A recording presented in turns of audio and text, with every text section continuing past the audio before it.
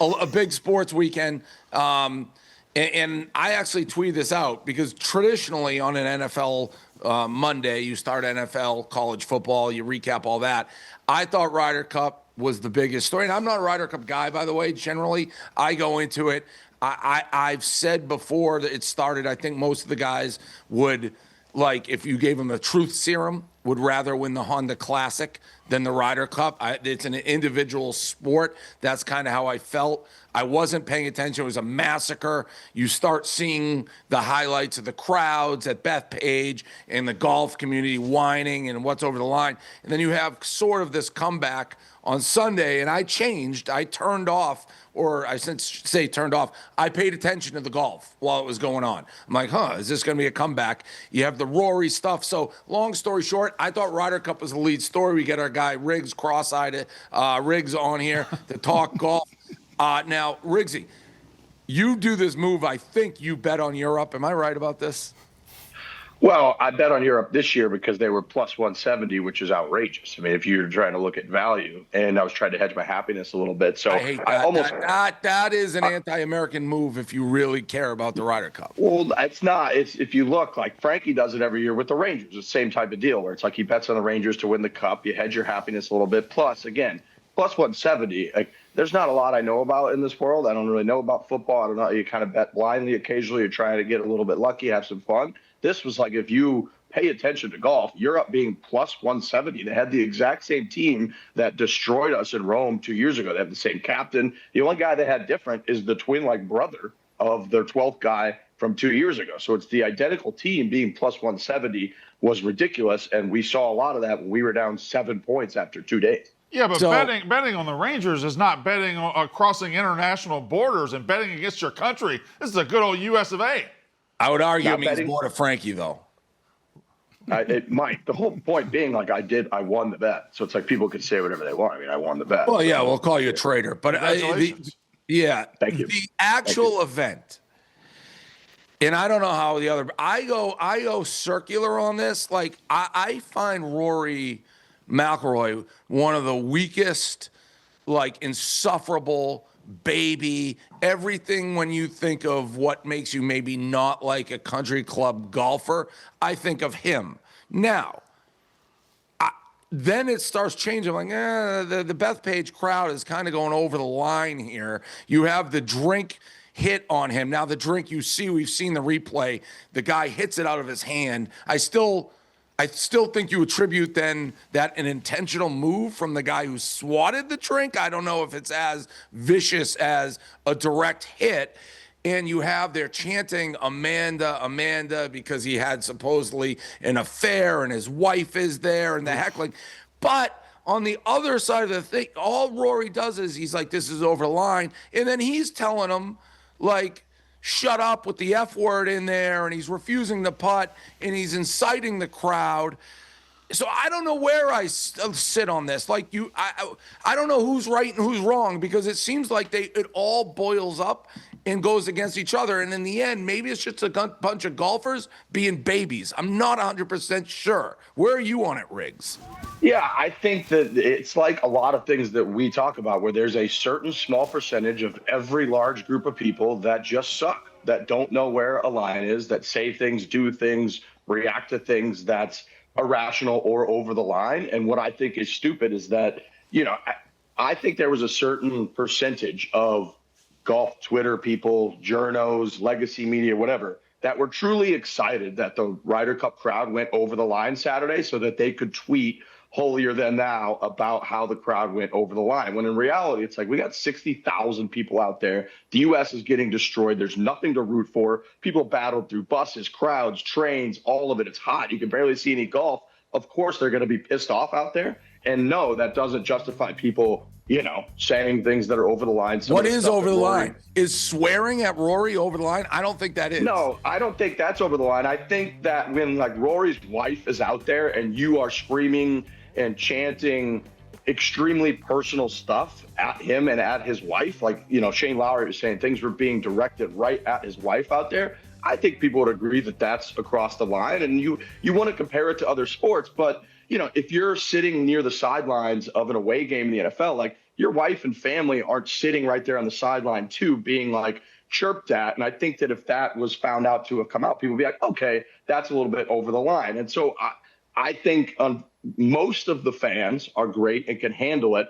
I think that the small percentage of people that do go over the line ruin it for a lot of other folks. And I think that Rory, I'm with you, Dave, where it's like Rory, we like rooting for Rory. Rory's one of our favorite players. When he won the Masters, you were all making fun of us, Dave, but it was like, if you're a golf fan, it was like an emotional moment watching him finally get over that hump and do that. And then you have this event where he's public enemy number one, and you want to hate the guy, but you also can't help but respect that he turns around, tells a fan to shut the F up, and then hits it to 2 feet to win the match with all that going on.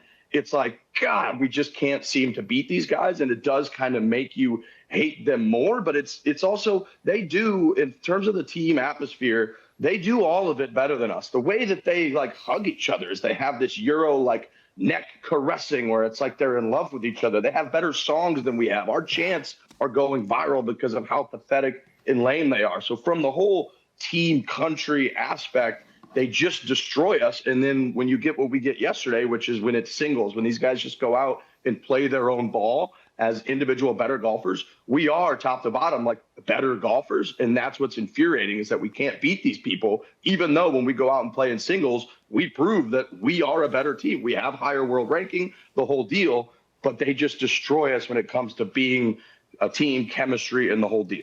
Back to the crowd, though, a little bit.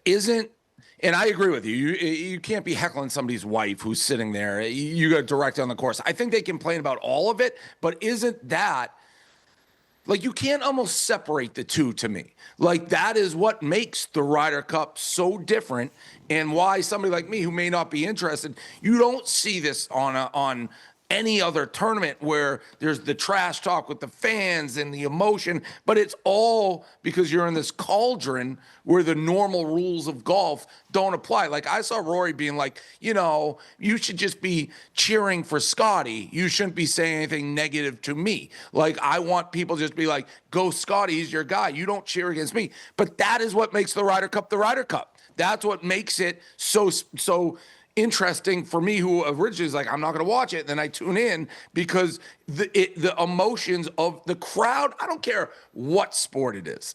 If you go in and the crowd is that electric and going back and forth, it makes it a better sporting environment. So you can't be like, I don't want that, but you still want the Ryder Cup. Yes, I agree. And I think that, unfortunately, if you want something to be as big of a spectacle as this thing is, which is what they're doing, the commercialization of it is off the charts. They're making a couple $100 million in revenue now, where this used to be a little exhibition against a couple, buddies from different countries. There were, up in the 70s, there were players from the U.S. that wouldn't even go overseas for the Ryder Cup because it wasn't worth it. Now, if you want it to be this gigantic spectacle, that really is the biggest thing we got in golf. Unfortunately, I'm with you. I think you have to kind of accept that you're going to get some of that. Everyone knew going in. So I hate when people act like it was such a shock. Like, oh my God, what happened on Saturday afternoon? For 2 years straight, we've been talking about, that Bethpage crowd is going to be something. So then when it's something and everybody kind of bitches and complains about it, yes, we should still denounce the people that go way over the line, say stuff about your wives and all that.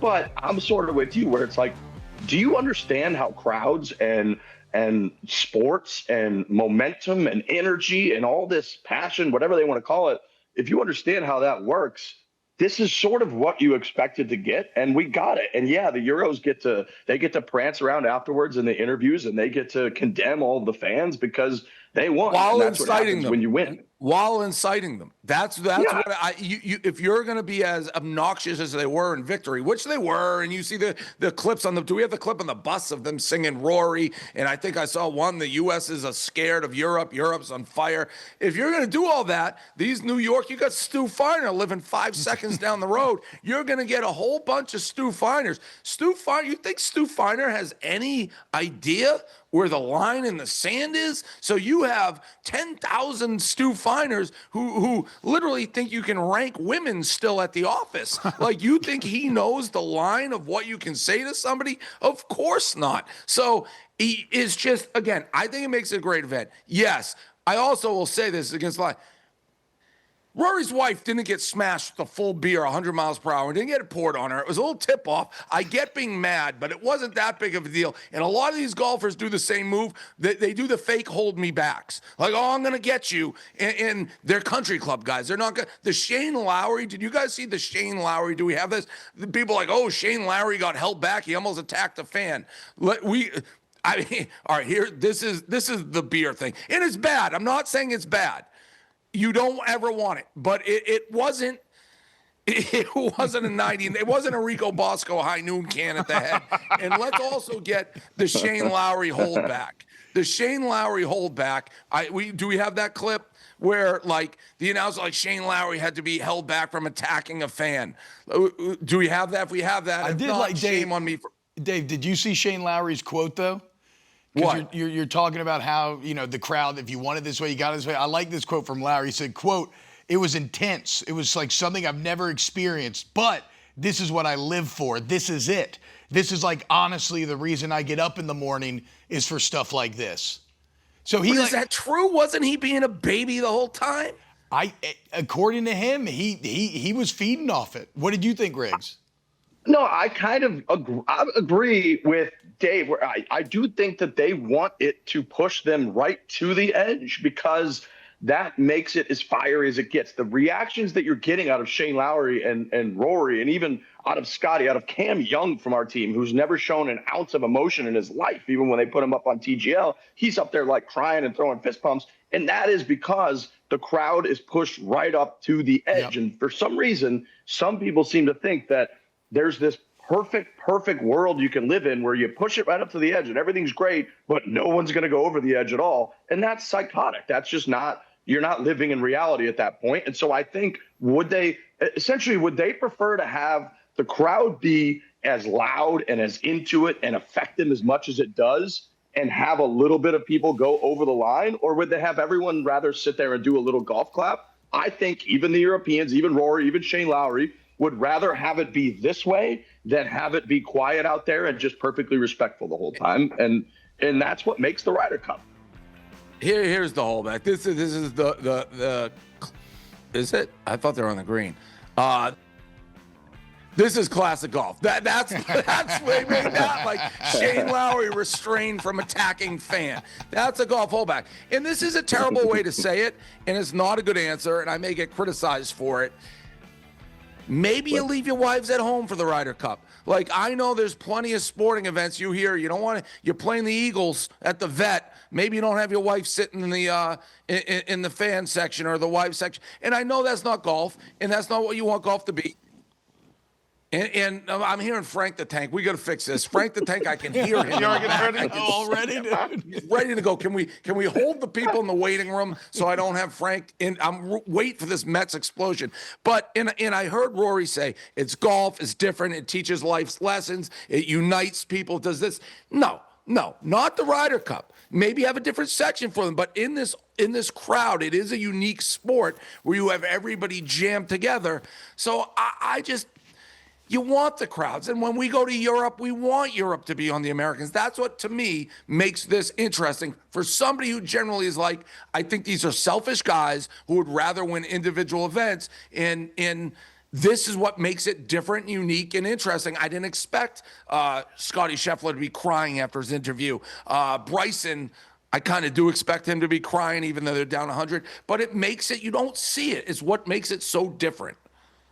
Yeah, look, Brian Harman, when he won the Open Championship recently, it was like the things that he heard said to him, because everybody was rooting for Tommy Fleetwood and the British folks to win that event, were outrageous. So what I hate too is when it all gets put on American fans, or like it's only Long Island or US. No, man, we get fans everywhere that step over the line. And like I said earlier, I think at the end of the day, if they had to have it one way or the other, this is how they want it. They just are in a position when they win where they could sort of decry everybody, chirp everybody. After they win, they could prance around the green and they could tell the crowd to F off. That's kind of what you get when you win. And it's sort of why it's so frustrating when our players and our team doesn't come up, because we got really nothing. Our people get frustrated. They got nothing to root for. So yeah, there was a former European Ryder Cup player leading up to the Ryder Cup who literally said that, Dave. He was like, I actually don't think wives and girlfriends should go to this event because of what gets yelled at these players. And I think he was probably right. Yeah. So last question I have on it is shifting a little bit. Now you bet on Europe, so you're a little bit different, a little bit of a trader. Not true. Just When value you play. wake up, American golf fans, like when the Patriots lost the Super Bowl going for the perfect season, I didn't watch TV for a month and a half. I just shut it off. It's like, nope, highlights, I'm done. I don't want to see it. Do golf fans, are they waking up today or tomorrow be like, I can't watch highlights, I got to wait for 2 years? Or is this an event that comes, goes, you want to win in the moment? That's why I always don't think it's as big as, like, Brandon Walker's still probably thinking about Tennessee right now, right? Yep. Like, you lose big games as a sports fan, your team, you lose a championship, it stays with you. Some marks never leave. I still, with the Celtics losing to the Lakers, like, when they went back-to-back, sticks with me. Does the Ryder Cup, like, stick with people like that? With golf fans, yes. We haven't won a foreign Ryder Cup since 1993. Every single year, we have the best players. From an average world ranking standpoint, we are pretty much always ahead of Europe, and that number is usually pretty significant. We've now lost 11 of the last 15, and this last one, you know, it's almost like smoke and mirrors that we came back yesterday, because the narrative should be that not only did we lose, we was in our backyard, New York, and we got absolutely embarrassed. Now, the comeback was incredible. Yeah, Like the fight, comeback, we're all happy about screw that. the comeback. Listen, it's a lot easier to come back when there's no pressure. It's 11-2 in the bottom of the ninth, and you put up a couple runs. And then when the pressure hits, now, we didn't even get into it. I don't want to start. The can't lay tie rule is ridiculous, and you could argue if I was a spin zone guy, that would be my spin zone, change the whole thing. But the comeback, when the Right. pressure's not on. To the answer to the question, this sucks. We've been pissed about this for almost a couple decades now. We've tried to blow it up 3 or 4 different times. We've had press conferences afterwards where Phil Mickelson was going at Tom Watson. We had this out of left field captaincy where it's like, we're going to go with the guy that might make the team. We're going to go with Keegan Bradley. They usually go with like a ceremonial, 45, 50-year-old player that's won a bunch of majors. We've tried a bunch of different angles and we still can't win, and it sucks. So yeah, it's like we only get this event every 2 years. Our favorite thing that we have. We only get it on home soil every 4 years, and to have it come out and be as bad as it was is just devastating. And we have no answers. Like, we don't know what the hell to do. They're just better than we are.